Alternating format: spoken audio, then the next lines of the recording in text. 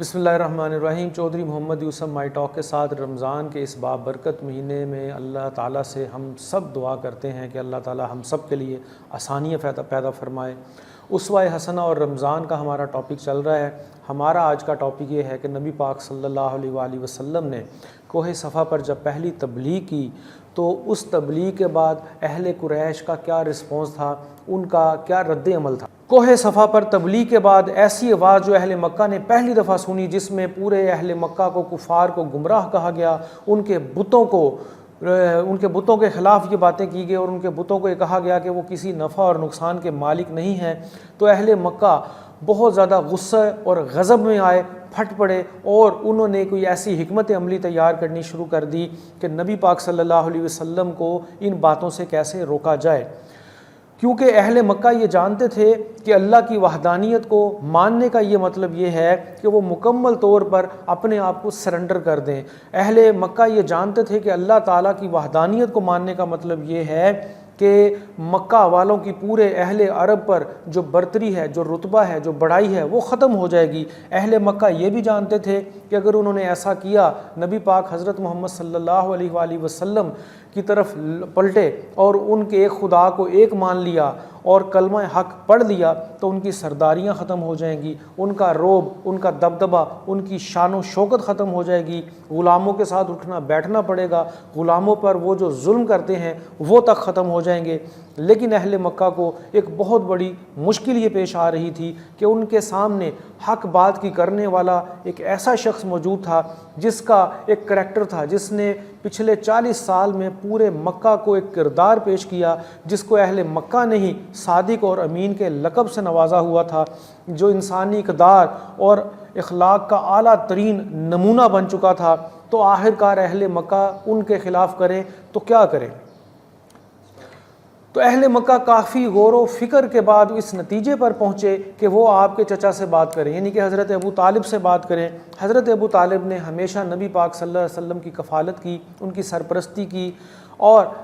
قریش کے یہ تمام سردار اکٹھے ہو کر حضرت ابو طالب کے پاس گئے اور ان کو جا کر کہا کہ آپ اپنے بھتیجے کو سمجھائیے، وہ ہمارے خداؤں کو برا کہتا ہے، وہ ہمارے خداؤں کے بارے میں اچھے الفاظ استعمال نہیں کرتا، وہ ہمیں اور ہمارے آباء و اجداد کو گمراہ کہتا ہے۔ کیا ہمارے آباء و اجداد بھی گمراہ تھے؟ کیا ہمارے آباء و اجداد بھی صحیح راستے پر نہیں تھے؟ لہٰذا آپ اپنے بھتیجے کو سمجھائیے، ان کو روکیے، اور اگر آپ ایسا نہیں کر سکتے تو آپ راستے میں سے ہٹ جائیے، ہم آپ کے بھتیجے کو خود ہی دیکھ لیں گے۔ تو اس موقع پر حضرت ابو طالب نے حکمت عملی اور تدبر سے کام لیا اور نرمی سے بات کی اور اس معاملے کو فی الحال رفع دفع کیا۔ اس کے کچھ ہی عرصے کے بعد، یعنی کہ کچھ ہی دنوں کے بعد، اہل قریش کے لیے ایک بہت بڑا چیلنج سامنے آیا۔ حج کا موسم شروع ہونے والا تھا اور پورے عرب سے لوگ جو ہیں وہ جوگ در جوگ وہ مکہ میں آنا تھا انہوں نے۔ تو اہل قریش کو، اہل مکہ کو ایک یہ بھی بہت بڑی فکر لاحق ہوئی کہ جب ہزاروں کی تعداد میں حاجی مکہ میں آئیں گے تو حضرت محمد صلی اللہ علیہ وآلہ وسلم ان کو دین حق کی طرف بلائیں گے، اللہ کے راستے کی طرف بلائیں گے، تو اس کو روکنے کے لیے کیا کیا جائے؟ تو اہل قریش نے اس بارے میں سوچنا شروع کیا اور قریش میں ولید بن مغیرہ نامی ایک شخص کے پاس گئے، جو کہ ان کے ساتھ ان کی نشست ہوئی، بیٹھے۔ تو اہل قریش نے ان سے کہا کہ آپ ہمیں مشورہ دیجئے کہ ہم حاجیوں کو روکنے کے لیے، سمجھانے کے لیے کیا تدبیر اپنائیں کہ وہ نبی پاک صلی اللہ علیہ وسلم کی تبلیغ کی طرف نہ آئیں، ان کی باتیں ہی نہ سنیں۔ تو ولید بن مغیرہ نے یہ کہا کہ سب سے پہلے آپ اپنی کسی بات پر اتفاق رائے قائم کر لیں، اور جب آپ اتفاق رائے قائم کر لیں گے تو وہی بات پھر حاجیوں سے کہیں۔ تو پھر اس پر بھی ان کی مجلس ہوئی، سٹنگ ہوئی اہل قریش کی، تو کیا کہا جائے حاجیوں کو؟ بڑے سوچ و بچار کے بعد کچھ لوگوں نے یہ کہا کہ ہم کہیں گے نبی پاک صلی اللہ علیہ وسلم کے بارے میں نعوذ باللہ کہ وہ تو کاہن ہیں۔ کاہن کا مطلب ہوتا ہے سیانہ، جوتشی، جو غیب کا علم بھی جانتا ہے۔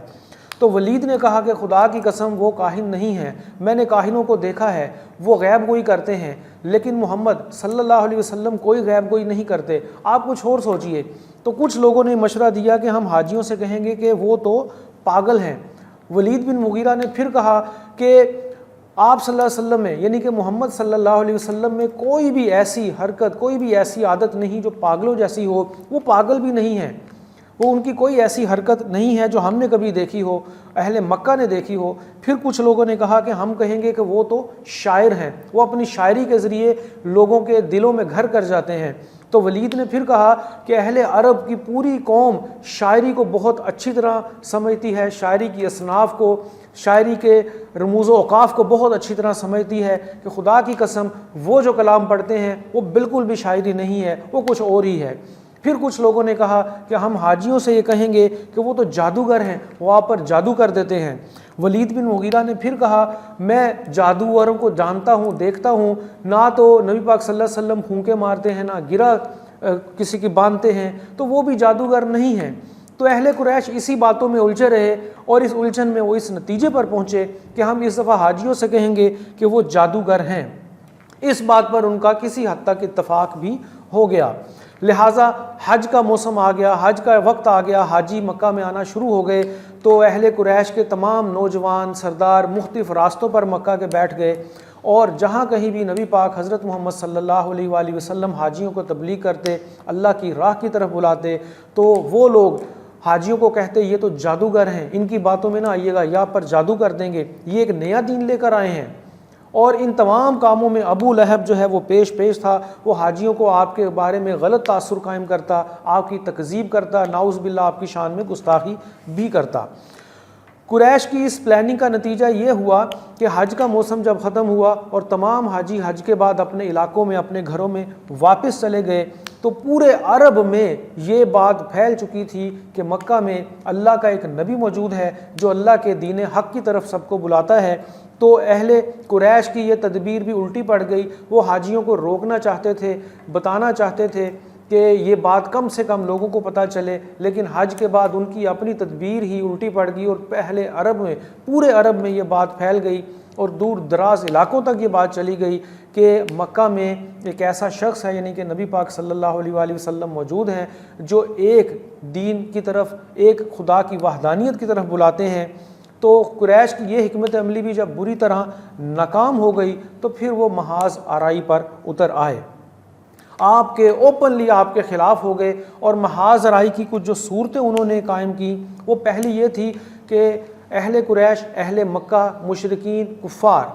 وہ آپ صلی اللہ علیہ وسلم اور آپ کے صحابہ کرام کا مذاق اڑاتے تھے، ہنسی اڑاتے تھے، تکذیب کرتے تھے، استہزاء کرتے تھے، مختلف تہمتیں لگاتے تھے، الزام تراشیاں کرتے تھے، آپ کو اور آپ کے صحابہ کرام کو وہ برا بھلا اور جادوگر کہتے تھے۔ اور جب بھی آپ یا آپ کے صحابہ کرام لوگوں کو، اہل مکہ کو یا کچھ اور لوگوں کو اسلام کی تبلیغ کرتے تو وہ ان کی راہ میں اس طرح محاذ آرائی کرتے، ان کی تکذیب کرتے، مذاق اڑاتے اور بڑا ان کو حقیر جانتے تھے۔ پھر اس کے بعد ان کی محاذ آرائی کی دوسری صورت یہ تھی کہ اہل مکہ یا اہل قریش آپ صلی اللہ علیہ وسلم کی تعلیمات میں شکوک اور شبہات پیدا کرتے تھے، مختلف اعتراضات لگا دیتے تھے، اور اس کے ساتھ ساتھ جھوٹا پروپیگنڈا کرتے تھے آپ کے اور آپ کے صحابہ کرام کے خلاف، تاکہ آپ کے صحابہ کرام جو مسلمان ہو چکے ہیں ان کا موریل جو ہے وہ ڈاؤن کیا جا سکے۔ محاذ آرائی کی تیسری صورت یہ تھی کہ وہ قرآن کی آیتوں کے مقابلے میں اپنے بڑوں کے قصے، کہانی اور افسانے سنایا کرتے تھے۔ یعنی کہ نبی پاک صلی اللہ علیہ وسلم جب قرآن کی آیات لوگوں کو پڑھ کے سناتے تھے تو قریش کے لوگ یہ کرتے تھے کہ اپنے بڑے آباء و اجداد کے بہادری کے قصے بڑے خوبصورت انداز میں، نمایاں انداز میں وہ لوگوں کو سنایا کرتے تھے تاکہ لوگ ان قصوں میں الجھ جائیں، اور خاص طور پر رستم کے قصے، اسفندیار کے قصے سناتے تھے، صرف اور صرف توجہ پھیرنے کے لیے، ان کی توجہ ڈائیورٹ کرنے کے لیے۔ پھر اس کے ساتھ ساتھ وہ کچھ لونڈیوں کا بھی استعمال کرتے تھے جو ان لوگوں کو، جن کو نبی پاک صلی اللہ علیہ وسلم تبلیغ کرتے تھے، ان لوگوں کو یہ لونڈیاں گانے سناتی، کھانے کھلاتی اور ان کی توجہ بانٹ دیتی کہ وہ اسلام کی طرف نہ آئیں۔ محاذ آرائی کی چوتھی صورت بڑی دلچسپ ہے کہ اہل قریش نے جب یہ دیکھا کہ ان کی محاذ آرائی کی ہر صورت آہستہ آہستہ ناکام ہوتی جا رہی ہے تو انہوں نے سودے بازی شروع کر دی۔ انہوں نے کہا کچھ لوگ کچھ دو کی بات کرتے ہیں، لین دین کی بات کرتے ہیں، اس حکمت عملی پر آئے اور انہوں نے نبی پاک صلی اللہ علیہ وآلہ وسلم سے یہ کہا کہ ایک سال آپ ہمارے بتوں کی عبادت کر لیں تو ایک سال ہم آپ کے خدا کی بھی عبادت کر لیں گے، آپ ہمارے بتوں کو، ہمارے معبودوں کو برحق مان لیں، ہم آپ کے خدا کو برحق مان لیں گے۔ لیکن اس موقع پر سورۃ الکافرون نازل ہوئی قل یا ایھا الکافرون، اور اس کی آیت اگر آپ سنیں لکم دینکم ولی دین، کہ تمہارے لیے تمہارا دین اور میرے لیے میرا دین۔ تو اس کے بعد قریش کو یہ بھی واضح ہو گیا کہ ان کی محاذ ہرائی کی یہ تدبیر بھی ناکام ہو گئی ہے۔ پھر اس کے ساتھ ظلم و جبر کے قریش کے یہ سلسلے بڑھتے گئے، لیکن وہ آپ کا اکثر اوقات جب سامنا کرتے تو آپ سے ڈرتے بھی تھے، احترام بھی کرتے تھے، اور ان کے دل میں یہ بات موجود تھی کہ آپ ایک سچے نبی ہیں اور اللہ کے سچے پیغمبر ہیں۔ ظلم و جبر کے حوالے سے ابو لہب، چونکہ میں نے کہا وہ پیش تھا، تو نبوت سے کچھ عرصہ پہلے نبی پاک حضرت محمد صلی اللہ علیہ وآلہ وسلم کی دو بیٹیاں حضرت رقیہ رضی اللہ عنہا اور حضرت ام کلثوم رضی اللہ عنہا، ان کی شادیاں ابو لہب کے دو بیٹے عتبہ اور عتیبہ سے ہو چکی تھیں۔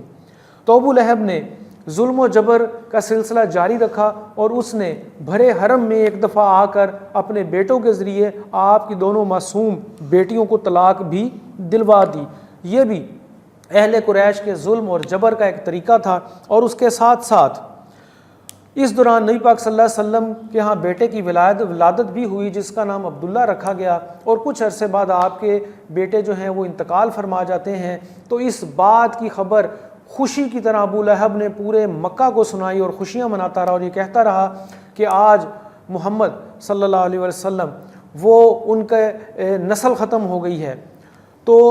اس طرح ظلم و جبر کی مختلف صورتیں تھیں جو اہل قریش آپ صلی اللہ علیہ وسلم پر کیا کرتے تھے۔ اور اسی طرح ابو لہب کی بیوی جس کا نام ام جمیل تھا اور نام عروہ تھا، وہ ابو سفیان کی بہن بھی تھی،